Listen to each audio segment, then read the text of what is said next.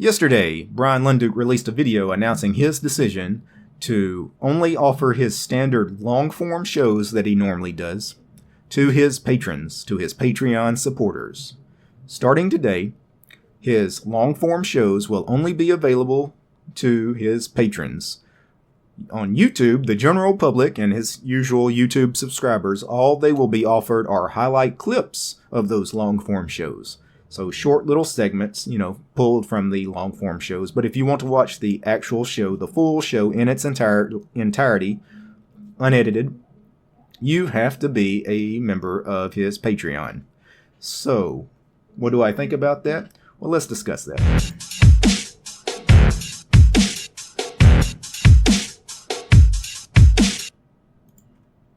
So, before we get into the heart of the matter here, Bryan Lunduke. Bryan Lunduke is a bit of a controversial figure in the Linux world. A lot of people love him. A lot of people hate him. So, full disclosure, I am a big fan of Bryan Lunduke. Have been for many, many years. I mean, since the early days, at the very start of the Linux Action Show, I was watching Mr. Lunduke and, Chris Fisher and all those guys with Jupiter Broadcasting. Loved the old Linux Action Show. Loved a lot of Lunduke's writing whenever he was writing for various websites. And, of course, now follow Mr. Lunduke on his YouTube channel. So, big fan of Mr. Lunduke. So, and I may discuss a little more about why I'm a fan of Bryan later in the video. But, again, full disclosure. So, you guys know exactly, my personal opinion of Mr. Lunduke before this. So, why do so many YouTube creators have Patreon accounts? Let's get into that as well. YouTube ad revenue sucks. Let's be honest. YouTube does not pay at all. At least not now. Now, the people that have been doing this for a number of years tell me that the YouTube ad revenue used to be pretty good, but now where they used to earn dollars, now they earn pennies. So, YouTube's not a good source of income, and it's not a reliable source of income either, because YouTube can change the rules, and they often have in the past. They changed the rules recently with the whole adpocalypse thing. Also, you get problems with getting caught up with some of these algorithms where your videos are demonetized sometimes and flagged. I actually ran into this early on in my channel. I was just starting my channel when some of the adpocalypse stuff was coming around.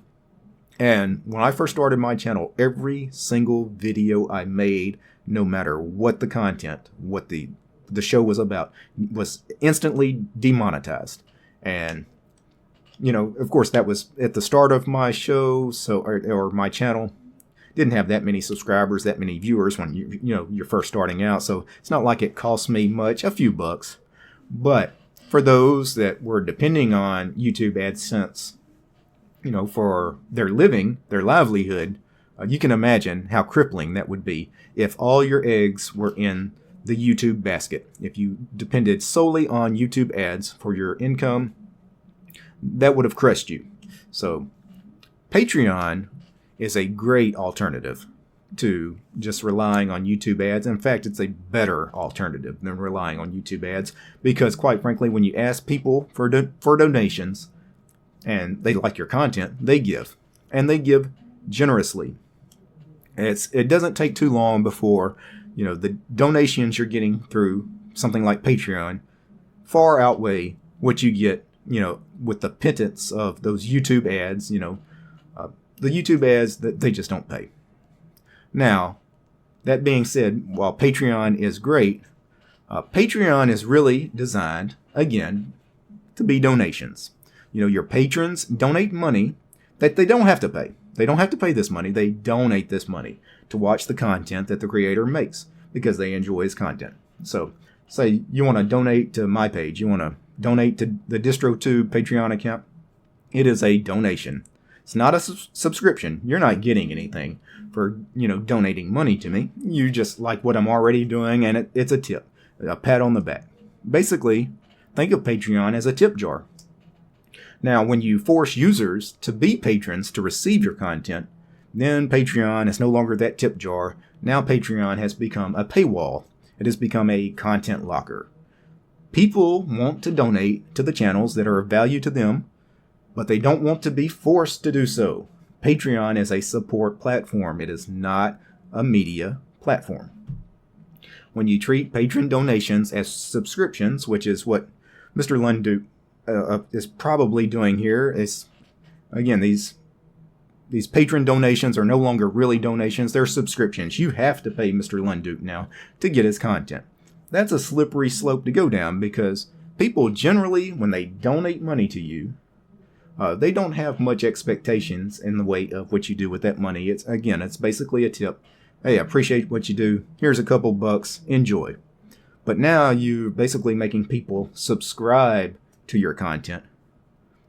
They're going to have certain expectations from you on how that money is used. They're going to have certain expectations about your content, your channel. How many shows a week am I getting with that subscription? How long are each of those shows?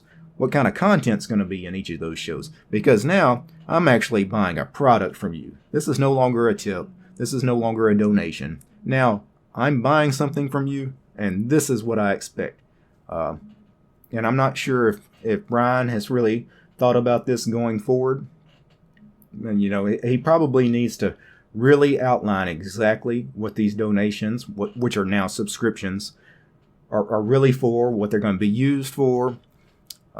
And then, of course, he needs to come up with some kind of agreement with the end user. Hey, this is what I promised to give to you for, this Patreon donation, this many shows, this many hours of content, So it's a slippery slope where, treating Patreon the way it's intended to, as basically just a tip jar, as donations, that's really what it was designed for.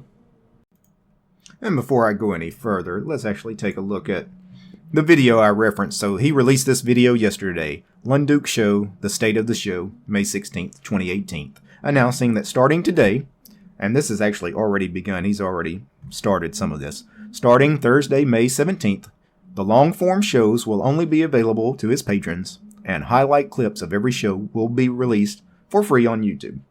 And I've already seen, I've got a couple of notices because I'm subscribed to his channel, of some of these short highlight clips being released today. But his usual show, his long-form show that he used to do on Thursdays, which was Linux Thursday, you're not going to get it unless you subscribe to his Patreon account. So, one thing that, let me go back to the web browser here.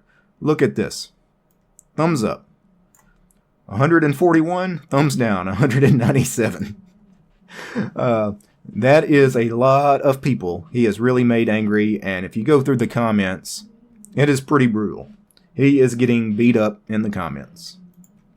Now, some of these comments I have to defend him on. One that keeps coming up in the comments is, should a guy like Bryan Lunduke, and like myself, who is a proponent of free software and the free software movement, and when we talk about free software, we're talking about Richard Stallman, the Free Software Foundation, that sort of thing, Libre software. Should somebody that's a big proponent of the free software movement be charging for content? Well, you can charge for content. I have no moral objections for charging for content, even content about the free software movement and free software in general. There is nothing in terms of the free software movement that objects to charging for content. That's perfectly okay. But where I might have some objection is, what is the primary goal of this? What is Bryan's primary goal in all of this? And I mean all of this as in the big scope of things, his actual show, his channel. Because locking content behind a paywall, that might be a smart business move if your channel is purely for entertainment purposes. If your channel is, about gaming or, just celebrity news or what have you, nonsensical stuff, your standard generic YouTube channel out there. Yeah, that might make sense. But if your YouTube channel focuses heavily on spreading awareness about things like the free software movement, the open source software movement, about Linux, if your channel focuses heavily on things like spreading knowledge, helping others, then if that is your number one goal, locking up your content behind a paywall is completely antithetical to what you are trying to achieve. Financially, locking up all your content, that might prove to be a win for the creator. Bryan may actually drastically increase his revenue by doing what he's doing, but it is a definite loss, a big loss for the community, because we're losing a lot of that content. And that content helped spread awareness, gave a lot of knowledge about Linux and open source, and it definitely helped a lot of people. I know this.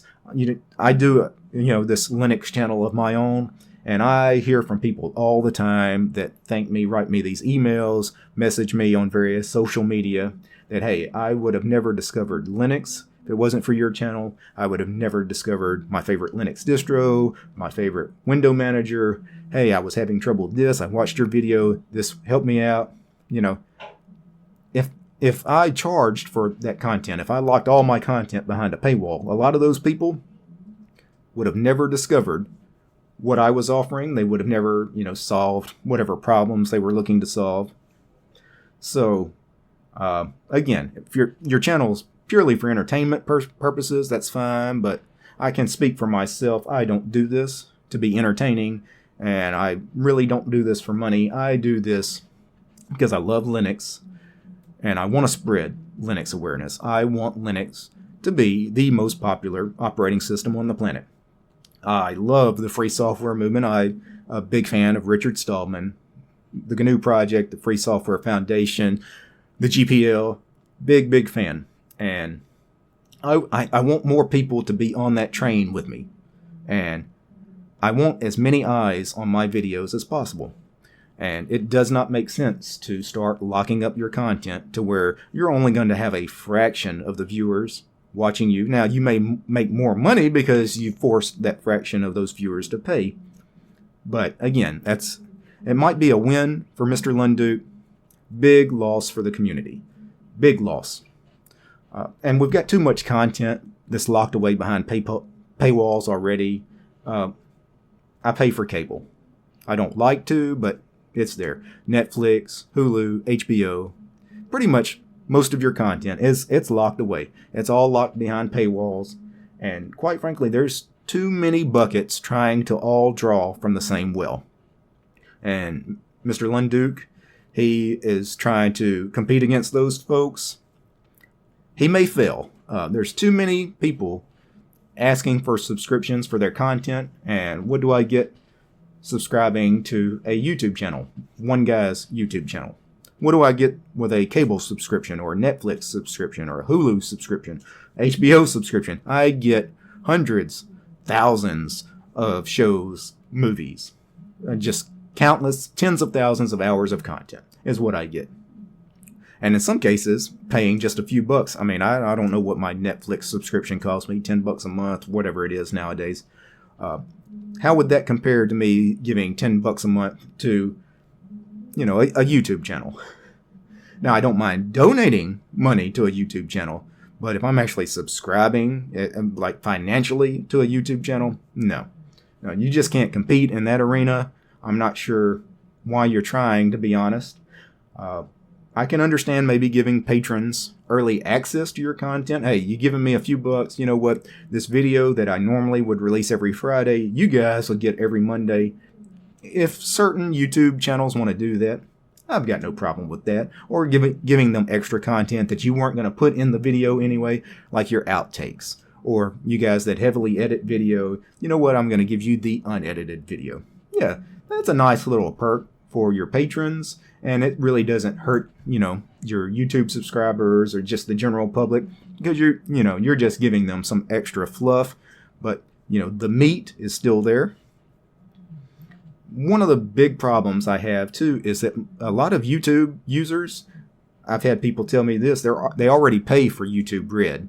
So they're already paying that subscription, whatever it is, $10 a month for YouTube Red, which, of course, gets rid of all the ads on YouTube. So good for the users, but it's also good for the content creators. I get a cut of that. I mean, when the people that have YouTube Red, subscribe to my channel and view my stuff, I do get a little bit of that money. Again, it's the YouTube ad revenue, though, is so bad. It's very little, but I do get something out of it. And I know a lot of YouTube Red subscribers don't want to subscribe for YouTube Red and then turn around and be forced to subscribe to, their favorite YouTube channels, say Mr. Lunduke's channel, for example. The other thing, you lock all your content away and force people to pay. Well, what about the viewers that can't pay or won't? Patreon, for example. There are a lot of viewers around the world of mine, because I've heard from them, because I've had people actually email me and contact me, hey, I would love to donate to you. I would love to tip you for what you do.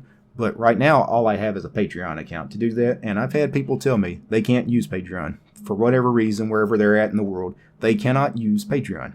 And then I've had some people, for moral reasons, which I admire, say they will not use Patreon.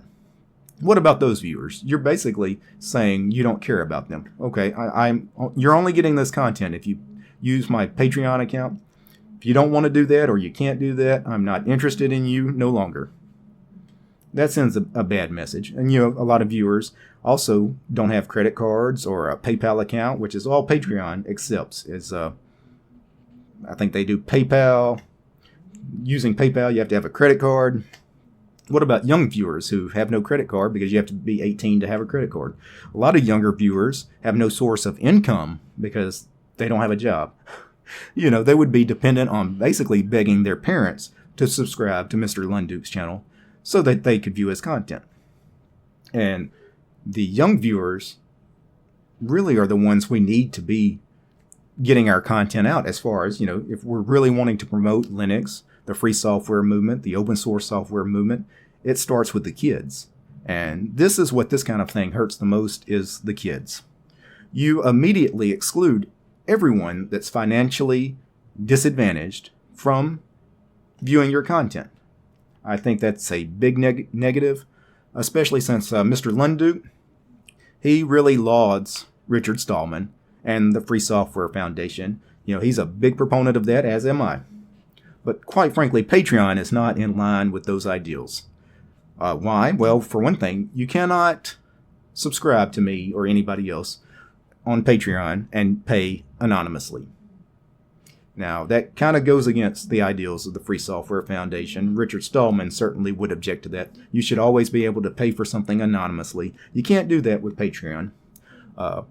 Another reason why somebody like Richard Stallman would also be against something like Patreon is it uses non-free, things like certain non-free JavaScript in the site and whatnot. That is minor to me, but the privacy thing, not being able to pay anonymously, I get, and I've had people tell me that's why they can't subscribe to my Patreon page, for example. In the grand scheme of things, Bryan's channel is still kind of small, too. Let me go back to the browser here. I mean, he has more than 48,000 subscribers. Now, for somebody talking about really niche stuff like Linux and free software, a lot of the retro gaming and stuff, does a lot of stuff about networking. Yeah, that seems like that's a big number, but really, in the grand scheme of things on YouTube, that's still a really small channel, and because it's still a really small channel and he's doing what he's doing, he admits he was getting something like 1,600 subscribers every month, new subscribers. That's going away immediately because no longer is anybody going to subscribe. Well, he'll still get subscribers, but this channel is no longer growing the way it had been. So he's really going to stunt the growth of his channel. And I don't know. To me, I see this as a negative. Now, I also see this as it's Bryan's decision to do what he wants. It's his channel, his decision. He wants to lock it away behind a paywall. In this case, Patreon. He's free to do so. I'm not I don't morally object to what he's doing, but I'll just speak from my point of view because of the goals of what I do on my channel, trying to spread awareness for Linux, free software, open source. I would never lock my content away. I want the most eyes on my videos as I can. I want to change hearts and minds. And quite frankly, locking your content away the way he's doing, I don't like it. Anyway, before I go, I do want to do a special thanks to my patrons, ironically. A.K. Ron, Mr.